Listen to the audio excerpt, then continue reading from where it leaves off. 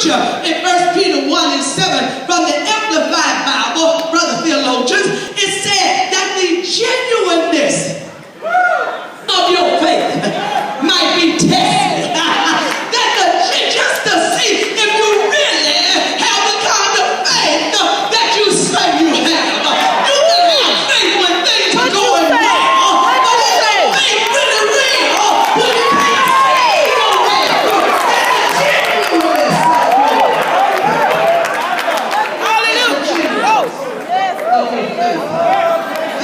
Might be tested. Your faith, which is infinitely more precious than the perishable gold, which is tested and purified by faith. This proving of your faith is, check this out, this proving of your faith is intended for you to rebound. Look at somebody say it's just a matter of time. Rebound. Might be going through something, might be a little slow right now, but keep your eye on me, because when it's all over, I'm going to rebound. God is about to turn something. I haven't gotten everything He said I was going to get, but I'm not weary and well doing. All in due season, I said rebound. Somebody say rebound.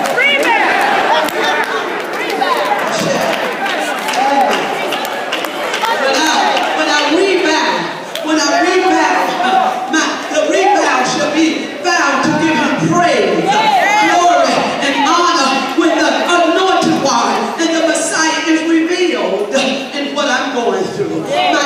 My faith is on track.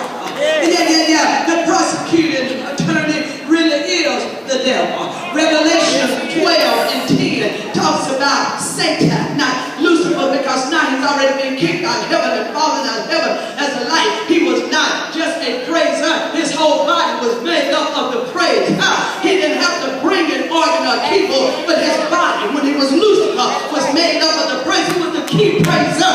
But because of his narcissistic attitude and everything was centered around him, he got kicked out of heaven. And then he changed his name from Satan, from Lucifer to Satan. But here he is. He's standing as a God in Revelation, the 12th chapter, in the 10th verse. It says, he's an accuser of the brother. He's standing before God, saying, there ain't no hold on. He's accusing me of not being able to endure hardness as a good soldier. But the devil is a liar. I'm not guilty. What you say? He has accused you of not holding on. Yes. But I'm not guilty. Listen, my brothers and sisters, I might be guilty of a lot of things because I'm not perfect and I'm not Jesus Jr. So I might be guilty of a lot of things, but I'm not guilty of giving up on God. Because out of all I've been through, that all has been good to me. I don't need nobody to tell me how good God has been when I think of the goodness of God and all that He's done for me.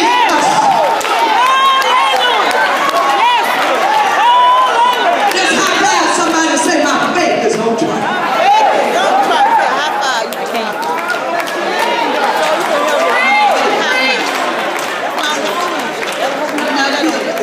He's been good. So let me hurry and rush through the text. As we begin, it said that God did after these things. That's a blessing right there. To know. First of all, it came to pass that after these things. So it says to me, whatever I'm going through, it's not permanent. It came to pass. It has a time clock set to it. I don't know what the time clock is, but He has a time clock set to that thing. That thing is only there to stay for a period of time. I don't know when it's going to leave, but its purpose it came to pass. It didn't come to destroy me, but it came.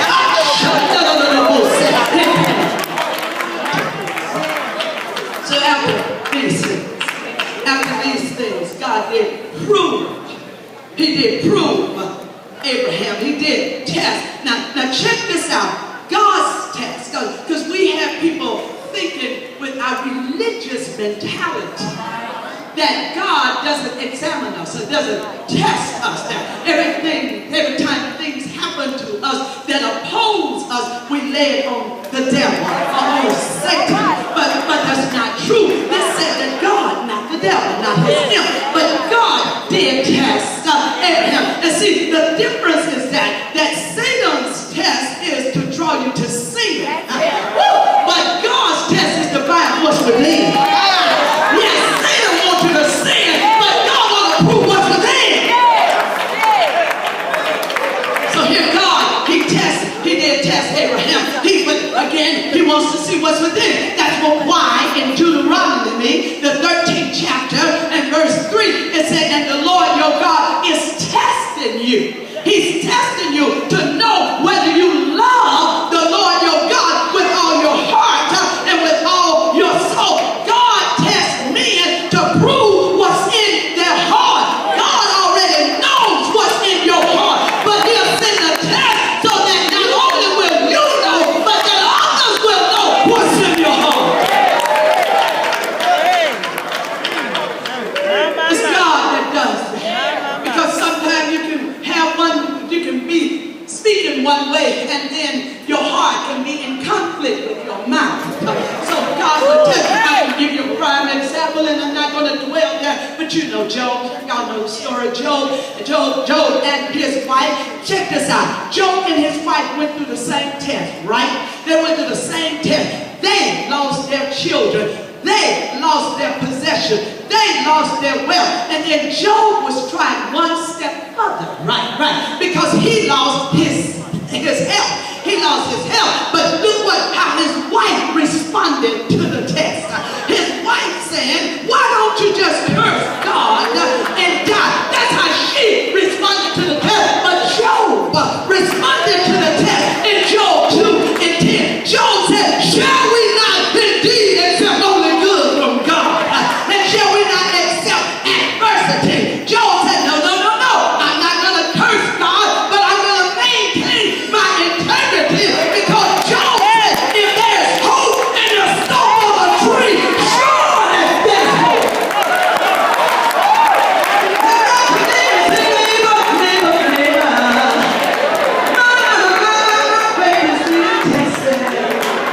So if there's hope,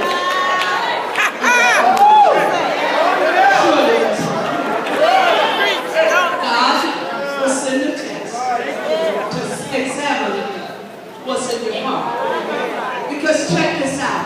Tests are sent to determine the worth and the value of a thing. General Motors will tell you that. That before they send you out, what if you drive iBox, Big-Box, Lexus, whatever, who did? You did not get it off of the lot until GMAC, General Motors. General Motors set before it an intended test.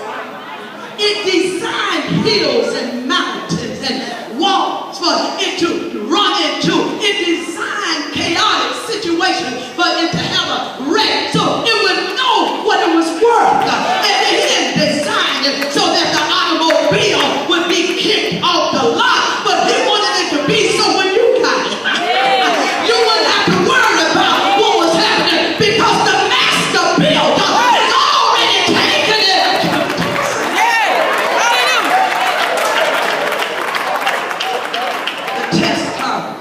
The test comes. It calls into exercises the grace of the Spirit of God. Test calls into the exercises the grace of the Spirit of God, because it is during the test that you learn of God's grace. You learn how He can keep you, even when you don't want to be kept. It is His grace that He keeps you. So it said that God did test Abraham. So what did God say to Abraham? He said, Abraham, get up and go to the mountain. But can I back up just a little bit and say, after these things? Well, I wanted to know what things were the text referred to. Perhaps he was saying to them after chapter 16. Because remember in chapter 16, Abram and Sarai went through a period of frustration. How they indulged in frustration. You remember, God told them they were going to have a child, but because they could not add any help, or they could not aid God in doing what God called them to do, they decided to make it happen. See, they didn't see what God saw. All they saw was their inability to have a child because they were too old. Both of them were too old. So they knew when God told them that, no, God, come on, this cannot be true because we're too old. So what I'll do is I'll help God out. Since I can't do it on my own, I'll send my maid Hagar, and I let Hagar sleep with my husband so God won't be a lie. I come to tell somebody, you don't have to make it happen. What God said is going to happen. Hallelujah. Glory. God saw that he should repent. So what happened in here, fear of frustration, what they do, they produce Ishmael. And watch out, when you get to doing things on your own, you produce babies in the flesh. And the only thing about producing babies in the flesh is what happened here. They produced Ishmael. They produced Ishmael out of frustration because they could not wait on God. There's a message in that. You have to watch what you do when you're frustrated. Because what you do when you're frustrated has the propensity to come back and hurt you at a later time. And y'all don't want to do it. In frustration. What was the frustration? Sarah looked out the window one day, and there Ishmael was playing with Isaac. And she said, get rid of that bothersome boy. Get rid of that bothersome boy. If I had been there, I would have said, you want to get rid of what you produce. And what you produce has gotten on your nerves. It got on your nerves because you made it happen. So it was after these things. Then it was after chapter 21.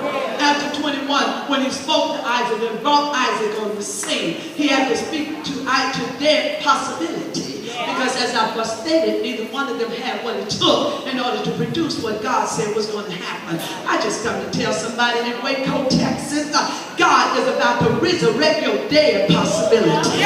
The thing that died before you get ready, because God is about to resuscitate what had died on your life. You were about to throw that thing away, but the devil is alive. It's right at the place where God can use it because he didn't want your help. So he let it die on you so he can come and give it resurrected.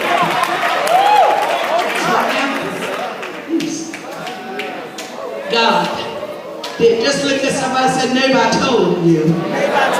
My faith is on trial. After these things, God did test Abraham.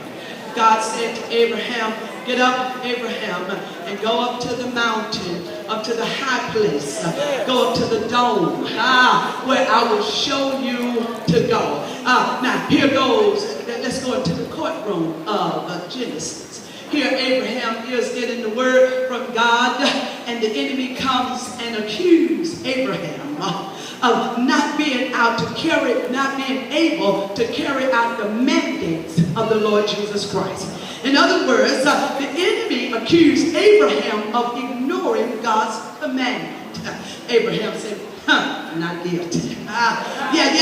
This is what he said. Abraham wasn't going to take the son because listen at the piercing command that was given to Abraham. It said, take not thy son whom thou lovest.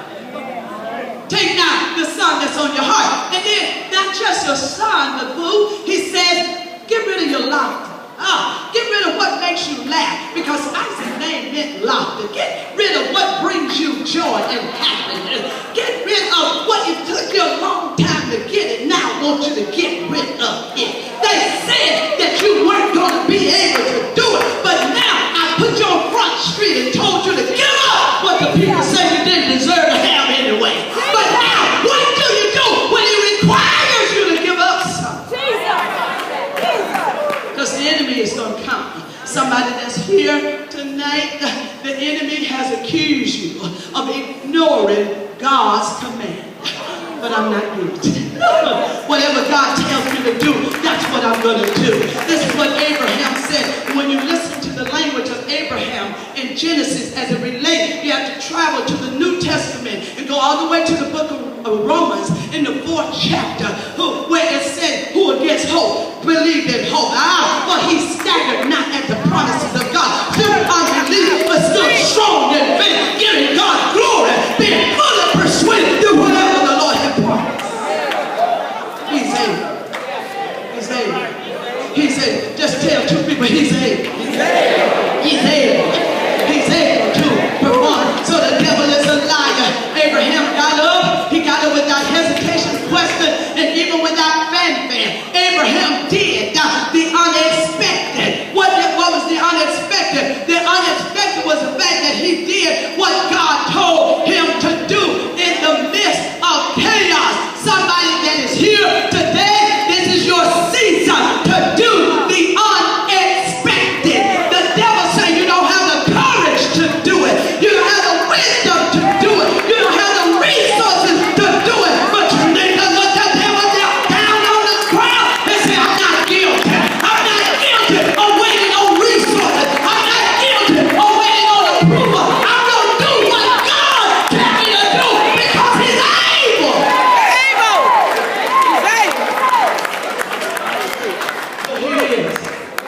Here he is. He gets started on the journey. He gets started on the journey. And he gets his servant and the man, they go with him as he get ready to take his appointment. Here they go up the hill. It's Abraham, Isaac, and 2 other guys. I believe that's in Genesis around the 4th verse or the 5th verse where he tells them, now look here, y'all. Y'all stay here. You can only go with me so far. The devil has accused you of letting people get in your way when it comes to obeying God. But somebody needs to say, not guilty. I don't let people stop me from doing what God has called me to do if I have to do it by myself. Where he leads me, I will follow and I'll go with him. All the way. He said, y'all stay here because I'm getting ready to do something. One of our problems is that we try to take people to where God has not ordained for them to go. God doesn't want you to see my process. He just wants you to enjoy my product. And we're trying to take people through the process. Well, I didn't come here to play church. I'm not out preaching, teaching, whatever women do here to impress anybody. I'm tired of people just going to church, jumping and shouting and running down the aisle, but can't even live victorious in their living room. I'm here so that when the revival is over, these local pastors don't have to go home and clean up what's been messed up because somebody was trying to get an appointment. I thank you for the appointment, but I'm not hungry. God has been good to me. I'm here so that the devil can know that I'm on a mission by the Holy Ghost.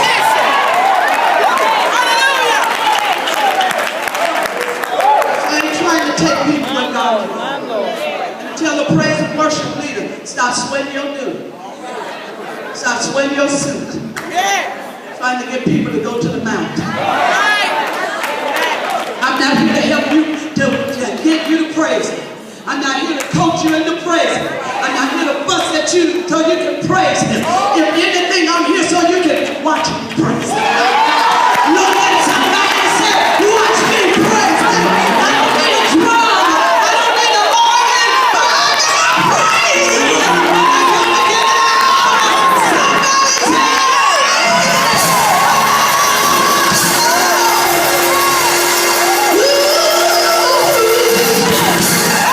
so tonight I'm going to make this big finish.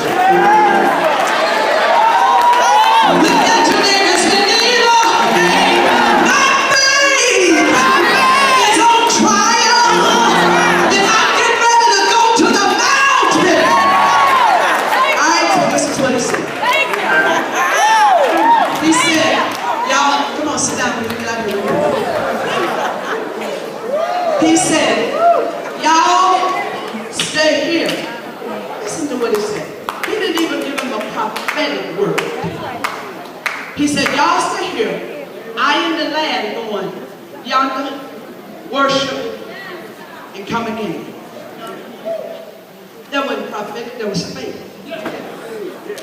To believe that whatever God, see, he had to say to himself, now, some kind of way, God's going to pull this thing off. Because before this boy got here, God told me that nations should come out of here. I didn't even want a child. I told him I was fine with Eleazar that was in my house. He didn't even have to give me a child. He's the one that told me out of my loins shall come this boy. Then he spoke to the boy and said that we, the people of the 21st century generation, would get the opportunity to experience and enjoy and embrace the lineage of Abraham because the Christ child